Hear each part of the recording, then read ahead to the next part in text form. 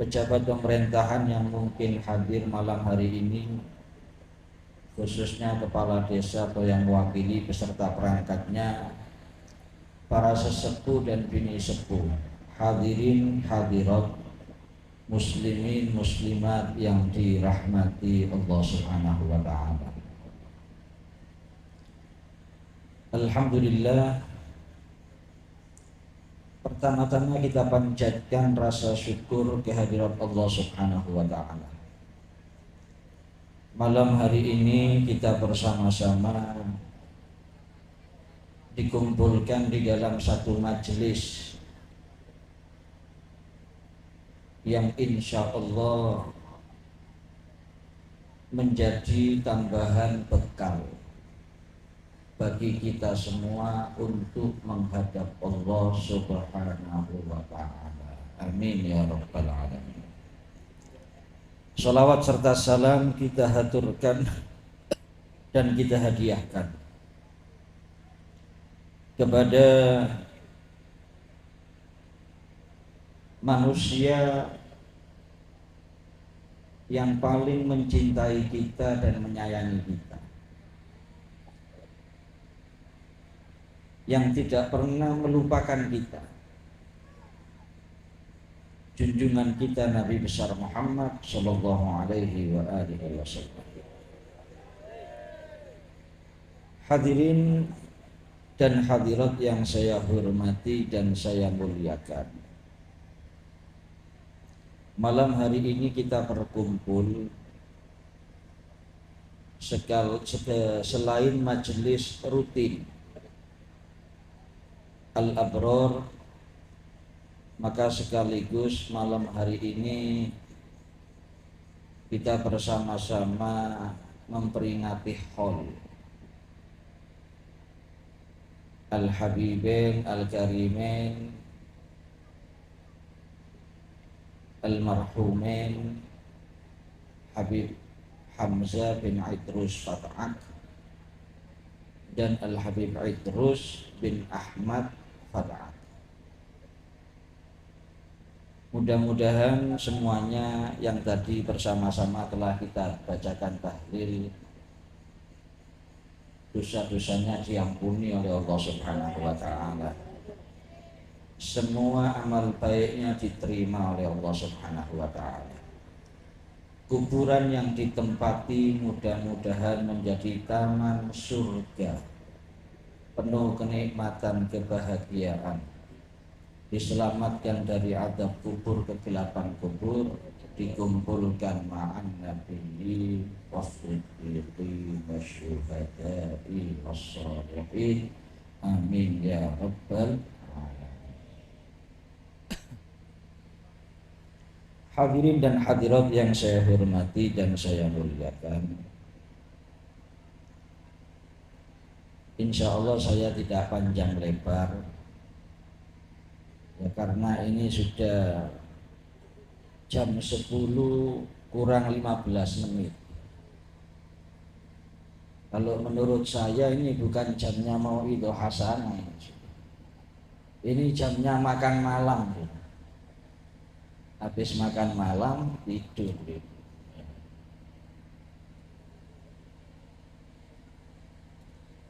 Hal ini para hadirin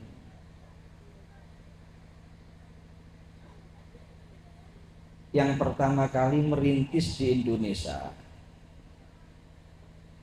acara hall seperti ini itu Al-Habib Muhammad bin Idrus Al-Habsyi yang makamnya ada di Surabaya. Beliau salah satu murid yang sangat dicintai oleh guru. Siapa guru beliau? Guru beliau yang baru saja kita baca bersama maulidnya, yaitu Al-Habib Ali bin Muhammad bin Husain Al-Habsyi. Jadi yang pertama merintis hal ini bukan sembarangan orang. Waliullah Habib Muhammad bin Idrus Al-Habsyi.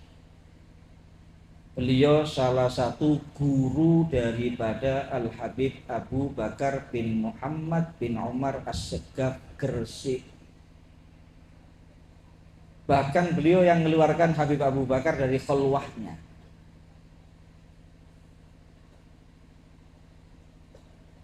Hall yang pertama diadakan hallnya siapa?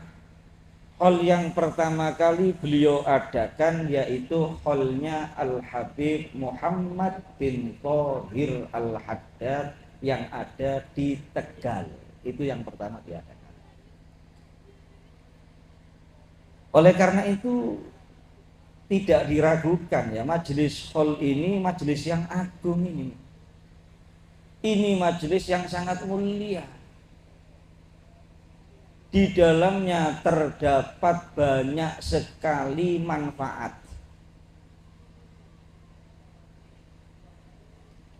Yang jelas nomor setunggal. Sepunten iki kalau saya disuruh bahasa Madura, mohon maaf. Gak iso Madura aku ini. Nul putul lek dikon Madura.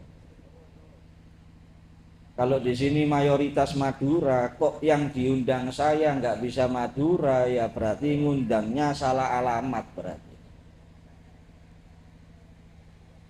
Cuma sekarang kan sudah canggih. Orang Madura dikasih bahasa Jawa ngerti, orang Jawa dikasih bahasa Madura ngerti. Cuma ngomong itu sih nggak iso.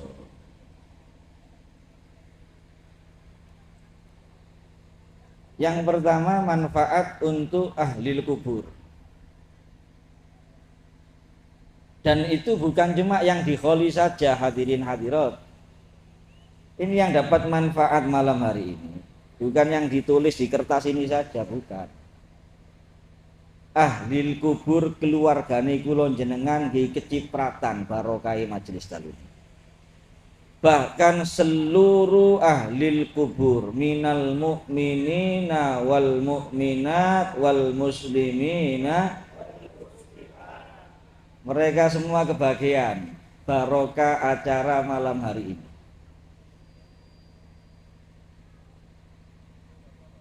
Apa yang kita baca di majelis ini kita hadiahkan. Tadi dibacakan doaul wahbah sama Al-Habib Zain. Kan di situ bukan khusus kepada yang di kholi saja.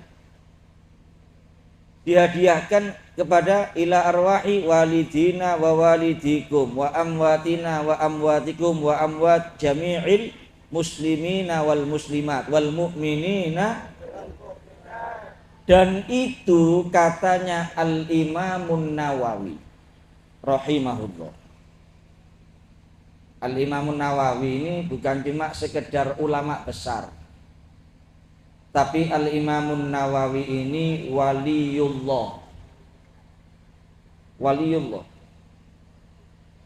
Beliau itu yang mengumpulkan hadis Al-Arba'in An-Nawawiyah. Beliau yang mengarang kitab Minhajut Thalibin. Apa kata beliau dalam kitab beliau yang namanya Al-Adhkar? Beliau menyatakan ajma'al ulama'u bi anna du'a al-ahya'i lil amwat yanfa'uhum wa yasilu ilaihim. Para ulama bersepakat, para hadirin. Ini yang menyatakan siapa? Al-Imam Nawawi. Enggak ada yang khilaf, enggak ada yang khilaf. Berarti kalau ada yang khilaf itu golongannya ulama garis miring. Kan sak mangkin iki ulama niki macam-macam, ono garis lurus, ono garis miring. Lek kepingin selamat nggih melok sing lurus-lurus wis. Gak usah melok sing aneh-aneh, ndak usah melok sing nyeleneh-nyeleneh. Gak usah melok sing miring-miring. Lek jenengan melok sing miring, melok miring. Jadi semua ulama sepakat, nggak ada yang berselisih. Apa yang mereka sepakati? Bi anna du'a al-ahya'i lil amwat yanfa'uhum wa yasilu ilaihi. Doanya orang yang masih hidup doanya orang yang masih hidup untuk mereka yang sudah meninggal dunia bermanfaat bagi mereka dan sampai kepada mereka. Jadi malam hari ini barokah ini, peringatan Khol ini di tempat ini. Ini ahli kubur di seluruh dunia berbahagia para hadirin. Kalau mereka mungkin bisa kita dengar suaranya, mereka mengucapkan terima kasih kepada kita sekarang. Karena mereka mendapatkan manfaat. Dan ini harus kita yakini, mereka mendapatkan manfaat. Oh, kalau yang sudah bergelimang nikmat di kuburannya, ya doa kita jadi tambahan nikmat. Kalau yang sudah dirahmati oleh Allah, doa kita jadi tambahan rahmat. Kalau yang sudah dapat derajat di sisi Allah, doa-doa kita jadi tambahan derajat. Yang diazab oleh Allah, yang sedang menderita di alam kuburnya, bukan tidak mungkin. Barokah majlis al-abror peringatan Khol malam hari ini, yang asalnya diazab, bukan tidak mungkin malam hari ini azabnya dihentikan oleh Allah Subhanahu wa taala. Diganti dengan nikmat, bukan tidak mungkin hadirin. Oleh karena itu sangat benar sekali mendoakan ahli kubur itu penting. Orang itu kalau sudah jadi ahli kubur yang ditunggu-tunggu ya doanya kita yang masih hidup. Apalagi kalau anak mendoakan orang tuanya yang sudah jadi ahli kubur, maka itu termasuk salah satu cara kita birrul walidain. Apalagi sepunten sing kadang gelek jenengan ngrasa tepak sik uripe wong tuwa niku kata dosane. Kata dosane nang wong tuwa. Sering kurang ajar, sering ngelamak, sering nyenggrang, sering nyentak, sering kasar. Boten perhatian, boten peduli. Jangan pesimis. Jangan putus asa, jangan kecil hati. Kekhilafan kita, kesalahan kita kepada orang tua kita di masa hidupnya, insya Allah masih bisa kita tebus dengan kita birrul walidain sepeninggal beliau, sepeninggal orang tua kita. Sing bahaya niku lek uripe wong tua durhaka, sepeninggalnya durhaka, niku sing berbahaya, Pak. Oleh karena itu kalau bisa kita mendoakan orang tua kita, niku minimal setiap selesai sholat 5 waktu. Jadi minimal dalam sehari semalam 5 kali. Karena ada riwayat dari seorang ulama menyatakan, namine Maimun bin Mahron rahimahullah. Beliau menyatakan, manistaghfara liwalidayhi dubura kulli maktubah faqad qama bisyukril ladzi amarallahu bihi fi qawlihi anishkur li wali walidik. Barang siapa yang memohonkan ampun untuk kedua orang tuanya yang masih hidup, apalagi yang sudah wafat, setiap selesai sholat 5 waktu, maka dia benar-benar telah melaksanakan perintah Allah di dalam firman-Nya, anishkurli wali walidik. Bersyukurlah kamu kepadaku dan bersyukurlah kamu kepada kedua orang tuamu. Mangkane monggo sing sregep nggih, sepuntene sing kata, lek tiyang sepuh niku nemen sregepe ndongakno anak. Cuma anak niki kadang-kadang lali, ndak tahu ndongakno wong tuwa. Itu minimal, itu cara birrul walidain. Sepeninggalnya orang tua kita, ya perbanyak memohonkan ampun, perbanyak doa. Nomor 2, ziarah teng pesareane. Ziarah teng pesareane para hadirin. Lho masyarakat Jawa Timur niki sepuntene sing kadang nggih, lek urusan ziarah aulia nomor 1 mboten enten tandingane. Lek antar provinsi juara 1 Jawa Timur niki, Pak. Urusan ziarah kuburane aulia. Rombongan teng Wali 5, rombongan teng Wali 9. Lho mboten masalah, sae niku insyaallah angsal barokahe para aulia was sholihin. Tapi kadang-kadang umat Islam niki sepuntene sing kadang istiqomah ziarah teng pesareane para aulia, tapi pesareane tiyang sepuh sampai patokane putul gak tahu ziarah. Nggih napa nggih? Lho mboten tebe kalih griyane, sampai patokane putul gak tahu ziarah. Ana sing ziarane ngenteni riyaya tok. Ana maneh saking gak taune ziarah, tepak melbeten kuburan iku tola-tole. Napa tola-tole? Bingung, lali panggone pisan. Di mana bapaknya dikubur, di mana ibunya dikubur. Sudah enggak tahu lagi dia posisinya. Lho niki aja sampai para hadirin. Lek kepingin bungano tiyang sepuh teng kuburan, sing sregep ziarah, sing sregep ziarah. Enten setunggal riwayat, enten setunggal riwayat. Ana summa yakunul mayyitu fi qabri idza zarahu man kana yuhibbuhu fi darid dunya. Mayit teng kuburan niku paling bunga, paling merasa terhibur ketika diziarahi oleh orang yang sangat dia cintai sewaktu dia masih hidup di atas dunia. Lho lek bapak kali ibu, kira-kira sing paling dicintai tepak uripe niku sinten? Nggih anake para hadirin. Wong tuwa niku demi anak siap segala-galanya. Sing paling dicintai kali bapak kali ibu nggih anake, nggih putune, nggih turunane. Oleh karena itu mereka paling merasa terhibur ketika anaknya, cucunya, turunannya mau ziarah ke pesareannya. Loh kita nggak bisa melihat mereka, kita nggak bisa mendengar suara mereka di alam kuburnya, tapi mereka tahu dengan kedatangan kita, mereka mendengar suara kita. Oleh karena itu dianjurkan oleh Shahibur Ratib Al Habib Abdullah bin Alawi Al Haddad, ketika kulon jenengan ziarah teng pesareane tiyang sepuh, disunnahkan tatwilus ziarah. Apa tatwilus ziarah itu? Memperpanjang ziarah.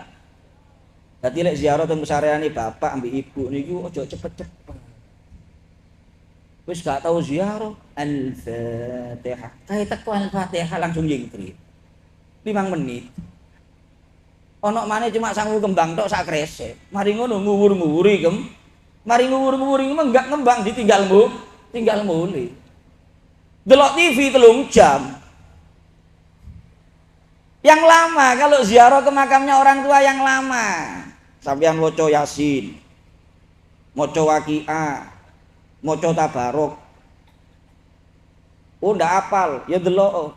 Ka iso maca ya wis kul wallahu ahad ae wis balen ono sing suwe ping pira ping 50, ping 60, ping 70. Kul wallahu ahad mboten apal be kul wallahu ahad kenemenen.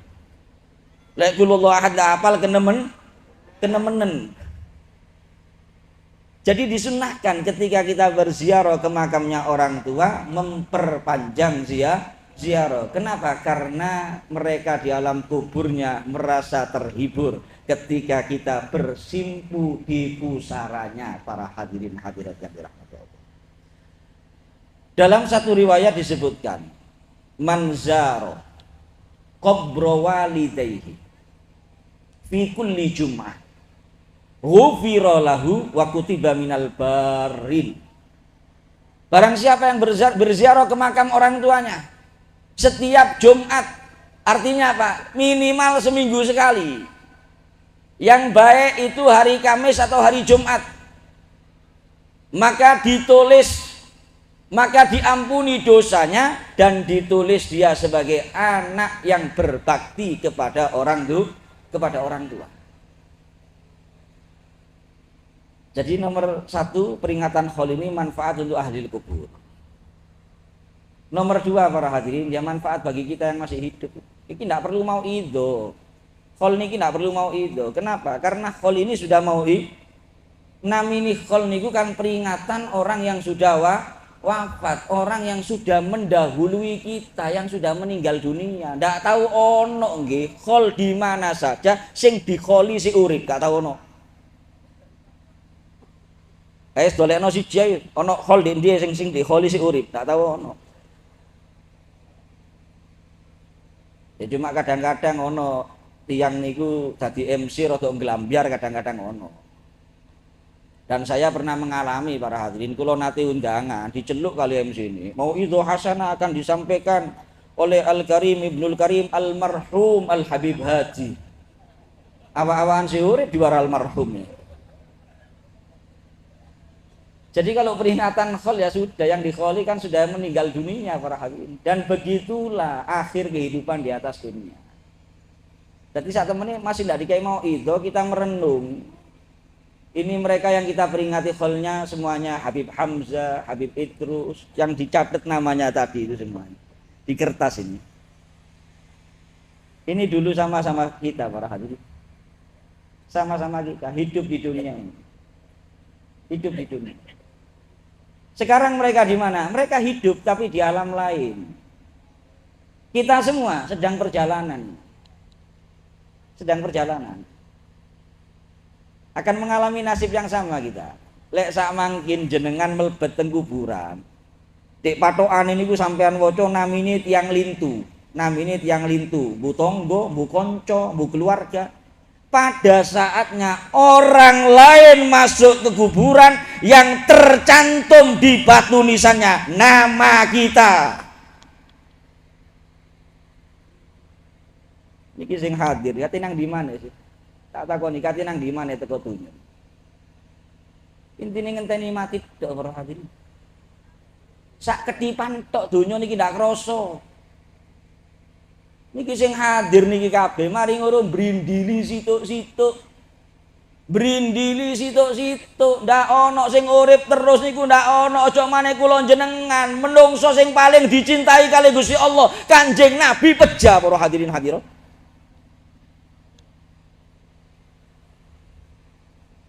Mati itu diistilahkan sama Al-Habib Abdullah bin Husain bin Thahir. Diistilahkan oleh Al-Habib Abdullah bin Husain bin Thahir, fahuwa musibah. Mati itu musibah yang merata.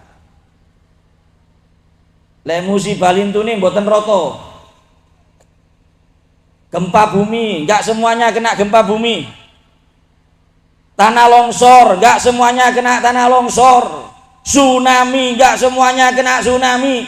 Banjir, enggak semuanya kebanjiran. Kebakaran gak semuanya kebakaran, kecelakaan gak semuanya mengalami kecelakaan. Tapi kalau mati para hadirin hadirat, siapa yang lolos? Mau domisilinya di mana saja, rumahnya terpencilnya seperti apapun. Sepuntene sing kathah, malaikat Israili mboten perlu Sherlock. Kan saniki titik-titik Sherlock. Malaikat Israil mboten perlu Sherlock, masih ndak di Sherlock ketemon. Enggak ada yang bisa lolos para hadirin. Kita semua ini sekarang saat ini sedang perjalanan. Perjalanan keluar dari alam dunia. Perjalanan keluar dari alam dunia.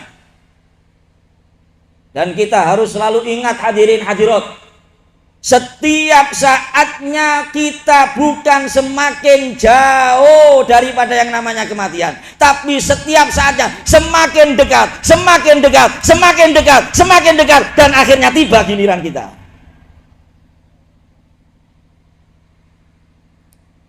Umur yang sudah kita lalui, kita semuanya bisa mengetahui para hadirin. Lek jenengan kula tangleti, jenengan sak mangkin iki umur pinten, saged jawab. Saged jawab.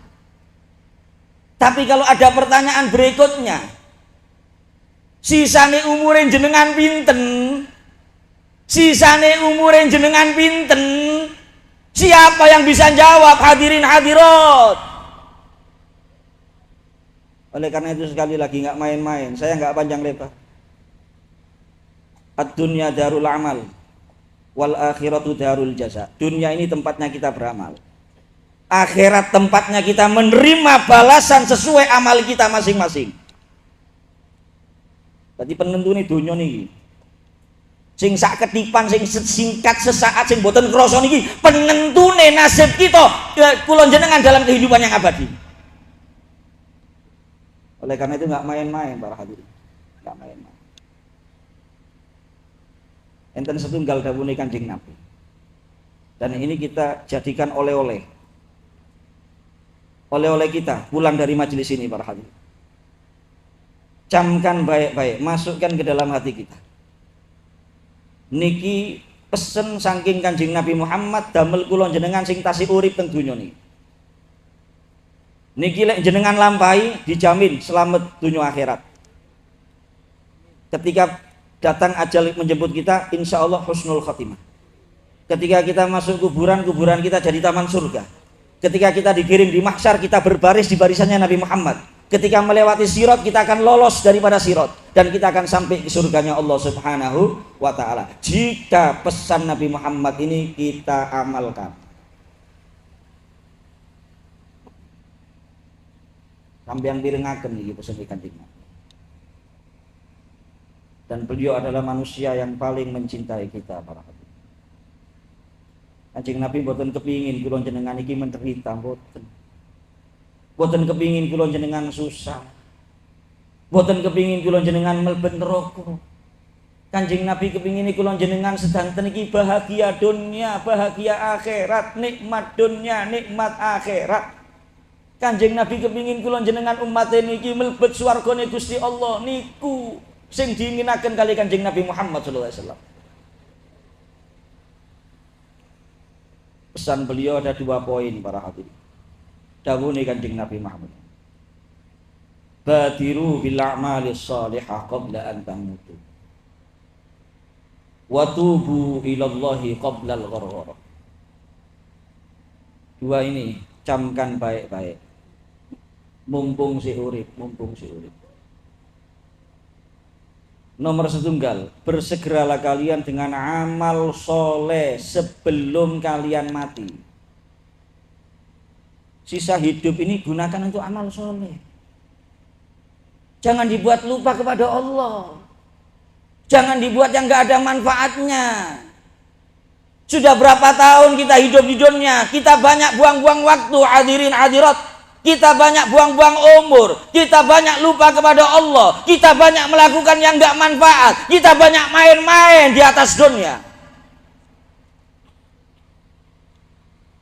Bersegera dengan amal soleh sebelum kalian mati. Rono lek pun pecah mboten saged. Len jenengan pun ketekan mati pun pecah, kajengi salat sak rakaat gak iso wisan. Mau zikir 1 kalimat gak bisa. Mau baca Quran 1 huruf gak bisa. Mau melangkahkan kaki 1 langkah ke masjid untuk sholat jamaah atau mendatangi majelis ilmu gak bisa. Mau sodako sepeser pun gak bisa.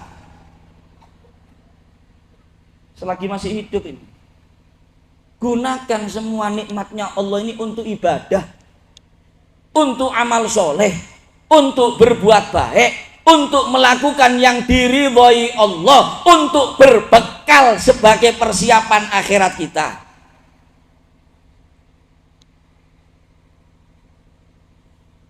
Meripat digunakan amal soleh, telinga digunakan amal soleh, mulut digunakan amal soleh, tangan digunakan amal soleh, kaki digunakan amal soleh, dikasih jabatan digunakan amal soleh, dikasih harta berlimpah digunakan amal soleh.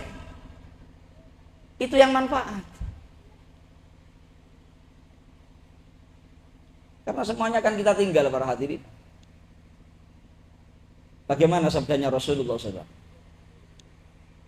Ad-dunya daru man la darolah, wa malu man la malalah, yajma'uha man la aklalah. Niki dawuh Kanjeng Nabi Muhammad SAW. Dunia itu rumahnya orang yang nggak punya rumah. Sementara, rumah kita sementara. Kalau kita mati, sertifikatnya bisa balik nama orang lain sudah. Enten setunggal tiang kerja teng Belanda, kerjane teng Belanda. Yang Indonesia, kerja teng Belanda. Bangun rumah di Indonesia senilai 2 miliar. Rencananya rumahnya jadi pulang ke Indonesia, menempati rumah tersebut, tidak balik lagi ke Belanda. Niku rencanane. Subhanallah, rumahnya senilai 2 miliar selesai dibangun, orangnya di Belanda meninggal dunia. Iki dibeto wangsul, melebet teng griyane niki, melebet. Tapi pun jenazah, melebet pun jenazah. Berapa lama tinggal dalam rumah? 1 jam, 2 jam, dikeluarkan lagi sama istrinya, sama anak-anaknya. Dibawa kemana? Dibawa ke kuburan yang cuma 1 meter kali 2 meter. Wa maluman lama lalah. Hartanya orang yang nggak punya harta. Nggih, boten dilarang jenengan kerja tadi wong sugih, boten dilarang, tapi sepuntene sing kata ojo disimpen tok duwike. Karena dawuhe Kanjeng Nabi ya jima'uha man la aklalah. Yang hanya menumpuk-numpuk harta niki sing dawuh sanes kula, tapi Kanjeng Nabi kula nyampe notok dawuhe Kanjeng Nabi yang hanya menumpuk-numpuk harta, dia adalah orang yang tidak berakal.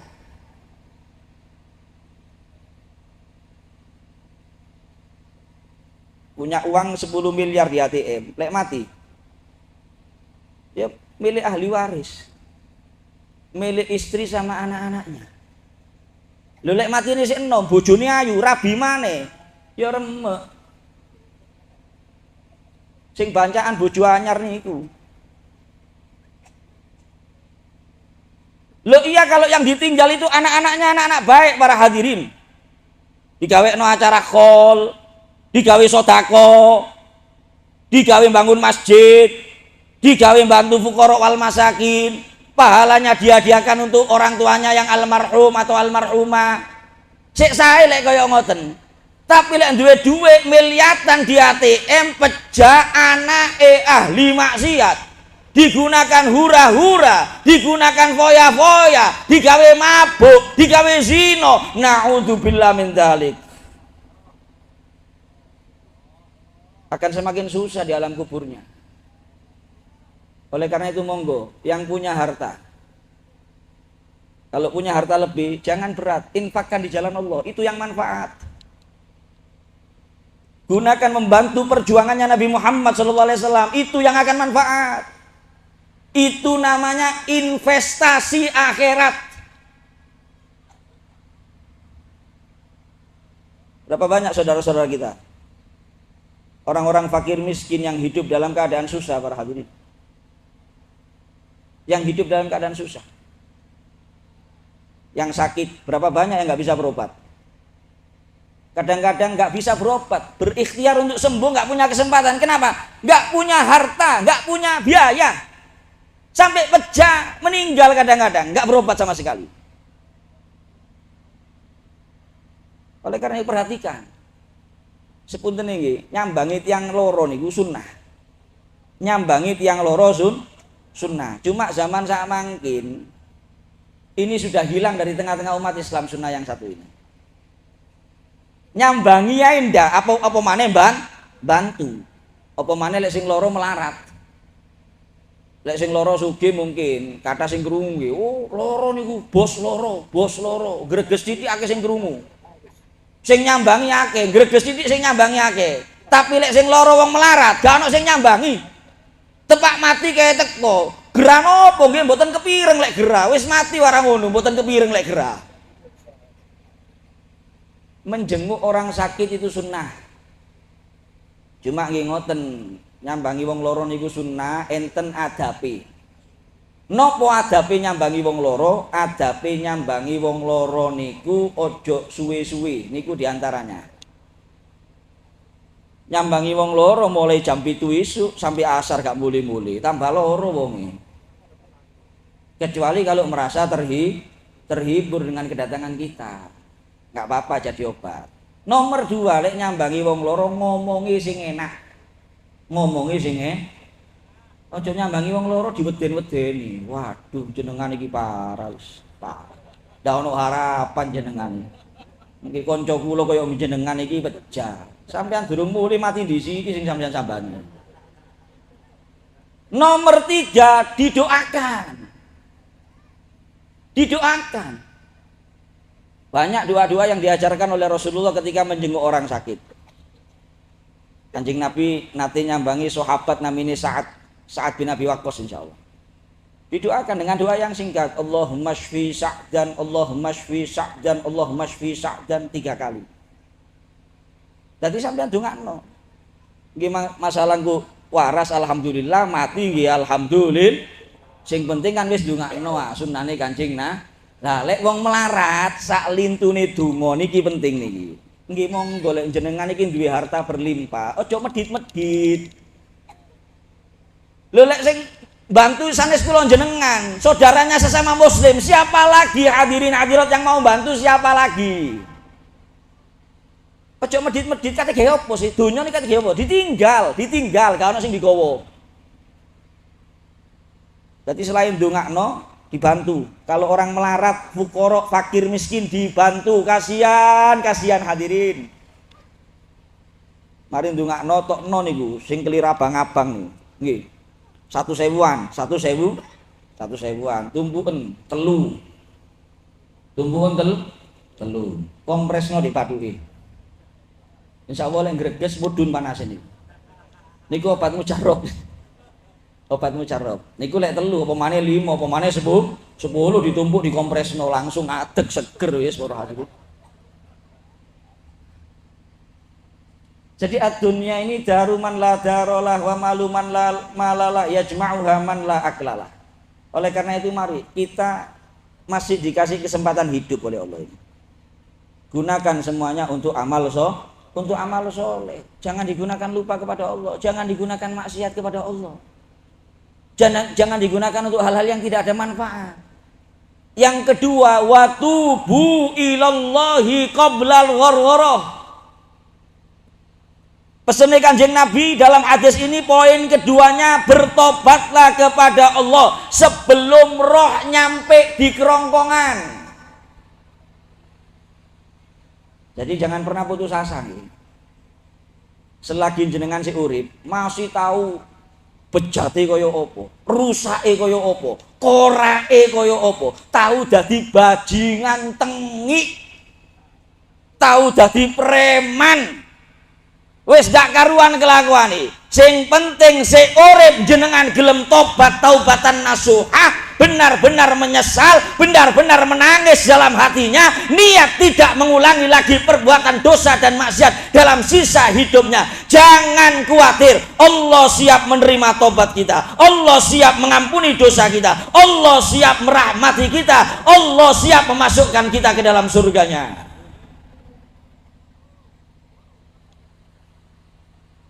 Lek telat niku mboten keterangi. Tepak uripe hadir pengajian balak-balik dielingno nggih tok nggih, tapi gak dilakoni. Melbu kuping tengen, metu kuping nggih. Mokong, pengku, cengkal. Lek sing kaya ngoten niku ketekan mati baru tobat.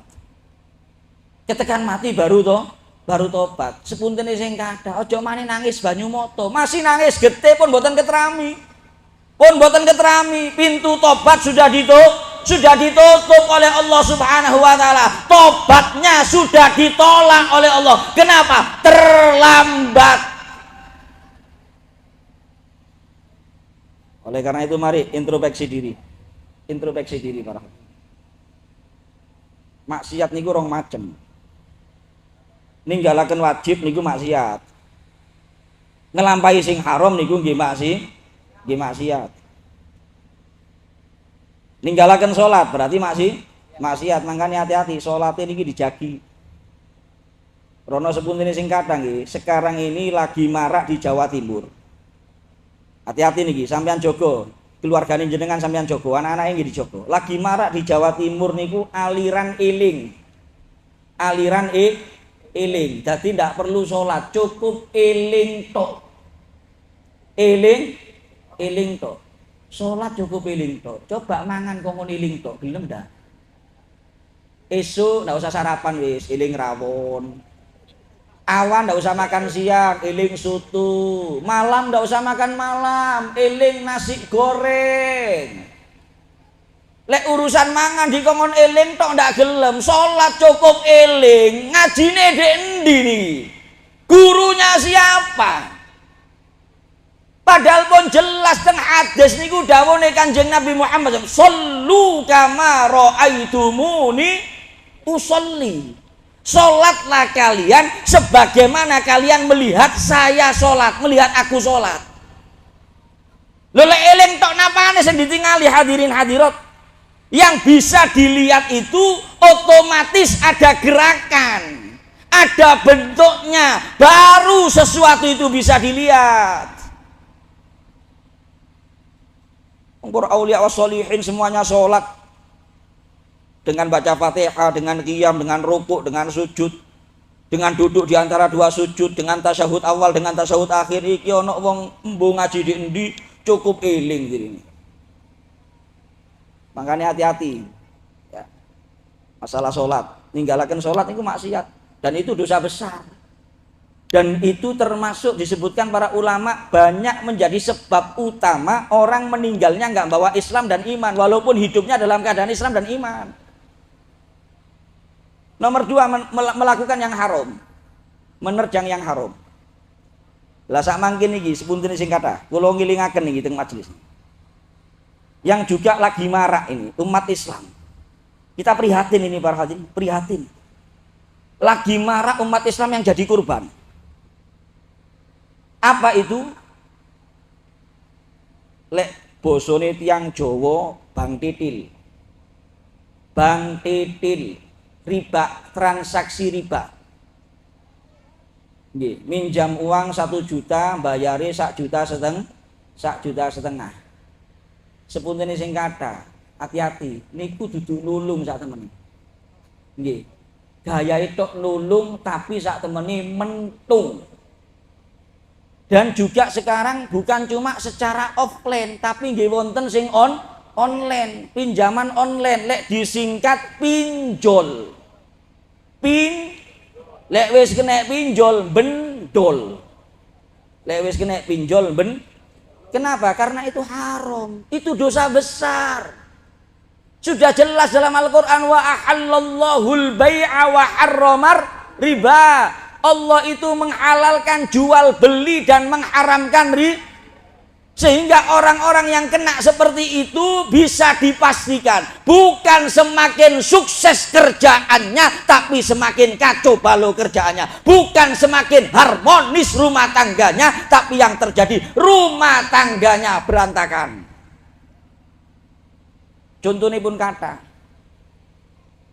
lho Beb, lek kula mboten maringi bunga ya ndak ono sing nyelangi. Mau cari pinjaman lunak supaya kerjanya mau cari pinjaman supaya kerjanya tambah maju, kayak tambahan modal supaya omsetnya tambah besar. Ya cari pinjaman lunak. Perlu pinten? 5 juta. Ngomong nang Habib Mustofa iki. Beb, aku perlu 5 juta. Engko lek ono tak sahur, Beb, tapi ndak ada bunga. Bek menawa dikei. Lah ngoten nah. Tapi mungkin Habib jawab, "Podho aku yo ndolek utangan iki." Lo memang nggak gampang cari yang seperti itu, nggak gampang. Lek zaman sak mangkin enten tiyang koyo ngoten niku berarti niku semi malaikat niku duduk menungso. Lah terus bagaimana kalau saya ini pingin supaya usaha saya tambah maju, tapi ndak ono sing ngutangi, lek ndak kadik bunga. Adanya cuma dengan bunga tadi. Ojo nyelang. Kula nasihati, ojo masih kerjone ndak maju gak po, sing penting barokah, sing penting halal. Jadi gak usah utang. Wis gak ono sing pinjaman lunak wae niku ndak kadik bunga nyauri kapan saja diperbolehkan, ndak usah utang, tenang jenengan pun masih mangan tempe tahu alhamdulillah. Punya sifat qanaah. punya sifat qanaah niku penting supaya ndak panas kali donya niki, mboten panas kali donya. Qanaah niku dawuhne Al-Imam Suyuti rahimahullah. Ar-ridha bima dunal kifayah wal istighna bil mawjud. Ridha dengan yang kurang dari kebutuhan hidupnya, sak wontene pun dinikmati, disyukuri dan menerima dengan yang ada, merasa cukup dengan yang ada. Orang yang hidupnya seperti itu nikmat para hadirin hadirat. Oleh karena itu 2 poin tadi ini diingat-ingat pulang dari sini. Kita yang hadir ini mungkin sebagian kita sudah nggak lama loh hidupnya di dunia. Sudah nggak lama. Mari sudah cukup, lupa kepada Allah cukup sudah. Buang-buang umur cukup. Melakukan hal yang nggak manfaat cukup. Sibukkan dengan ibadah. Mata ini selalu gunakan melihat yang baik, telinga mendengar yang baik, mulut berzikir, bersolawat, beristighfar, itu yang manfaat. Yang kedua, tobat dari maksiat. Yang maksiat mau sampai kapan maksiat? Mau sampai kapan? Kalau nggak tobat mau sampai kapan maksiat? Mau sampai kapan berbuat dosa? Mau sampai kapan kita menggunakan nikmatnya Allah untuk maksiat kepada Allah? Mau sampai kapan hadirin hadirat? Cukup sudah. Kita dikejar waktu. Kita dikejar waktu. Setiap saatnya umur kita yang berlalu bertambah, umur kita yang tersisa berkurang para hadirin. Ya ini saja mungkin yang bisa saya sampaikan malam hari ini. Mudah-mudahan bermanfaat. Kita mohon kepada Allah. Mudah-mudahan kita diberikan taufik dan hidayah oleh Allah. Sisa hidup kita bisa selalu beramal soleh, beribadah, berbuat baik.